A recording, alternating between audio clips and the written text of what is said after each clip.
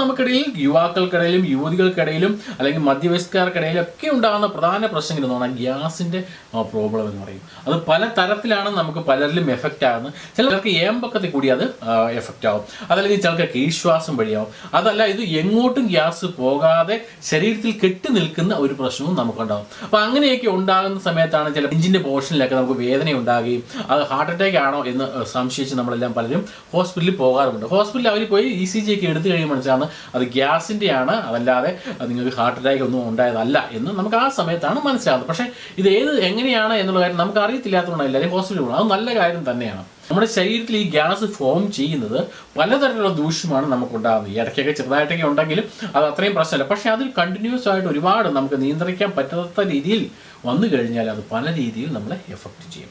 അപ്പോൾ എന്നാൽ ഇന്നത്തെ എപ്പിസോഡിൽ വളരെ സിമ്പിളായിട്ട് ഈ ഗ്യാസ് ഫോം ചെയ്യുന്നതിനെ നമുക്ക് ഇല്ലാതാക്കാൻ വേണ്ടിയുള്ള സിമ്പിളായിട്ടുള്ള മെഡിസിനാണ് ഞാൻ നിങ്ങളുമായിട്ട് പങ്കുവെക്കുന്നത്. പിന്നെ ഒട്ടും താമസിക്കേണ്ട, നമുക്ക് ആ മെഡിസിനിൽ എങ്ങനെയാണ് ഉണ്ടാക്കുന്നത് നോക്കാം. അപ്പോൾ അതിലേക്ക് കടക്കുന്നതിന് മുമ്പ് ഇതുവരെയും ഈ ചാനൽ സബ്സ്ക്രൈബ് ചെയ്യില്ലെങ്കിൽ ഒന്ന് സബ്സ്ക്രൈബ് ചെയ്യാനും അതോടൊപ്പം തന്നെ ബെലൈക്കൻ പ്രസ് ചെയ്യാനും മറക്കാതിരിക്കുക. ഇനി നിങ്ങൾ നമ്മുടെ വീഡിയോ നമ്മുടെ ഫേസ്ബുക്ക് പേജിലാണ് കാണുന്നതെങ്കിൽ ആ പേജ് ഒന്ന് ഫോളോ ചെയ്യാനും അതോടൊപ്പം തന്നെ ഒന്ന് വീഡിയോ ഒന്ന് ഷെയർ ചെയ്യാനും മറക്കാതിരിക്കുക.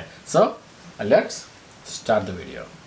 അപ്പോൾ നമുക്ക് അതിനായിട്ട് ആവശ്യമുള്ള നമ്മുടെ ഫസ്റ്റ് ഇൻഗ്രീഡിയൻ്റ് അല്ല, നമ്മുടെ മെയിൻ ഇൻഗ്രീഡിയൻ്റ് എന്ന് വെച്ചാൽ നമ്മുടെ സാധാരണ മല്ലിയാണ്.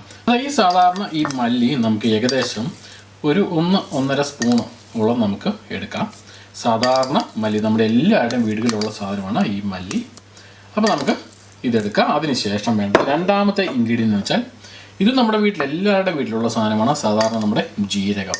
സോ ഇപ്പം നമ്മൾ മറ്റേ എടുത്ത സെയിം അളവിൽ തന്നെ ഇത് നമുക്ക് എടുക്കാം. ഏകദേശം ഒരു 1.5 സ്പൂണോളം നമ്മുടെ സാധാരണ ഈ ജീരകം കൂടി നമുക്ക് ഇതിലേക്ക് ആഡ് ചെയ്യാം. ഇനി മൂന്നാമത് വേണ്ട സാധനവും നമുക്ക് എല്ലാവർക്കും അറിയാവുന്ന സാധനമാണ്, അതായത് പെരിഞ്ജീരകം.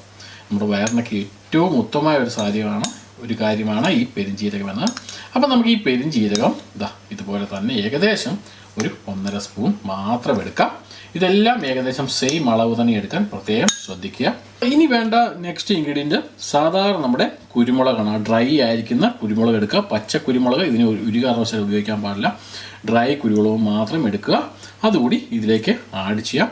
അതിനുശേഷം ഇത് നമുക്ക് ജസ്റ്റ് ഒന്ന് ക്രഷ് ചെയ്യാം. ജസ്റ്റ് മതി, ചെറുതായിട്ട് ഒന്ന് ക്രഷ് ചെയ്യാം. പൊടിച്ചെടുക്കേണ്ട ആവശ്യമൊന്നുമില്ല, ജസ്റ്റ് ഒന്ന് ക്രഷ് ചെയ്താൽ മാത്രം മതി.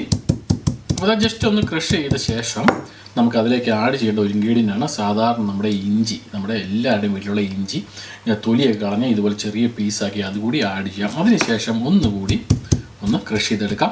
ഇഞ്ചി ചതച്ച് അരച്ചെടുക്കുകയൊന്നും വേണ്ട, ഒന്ന്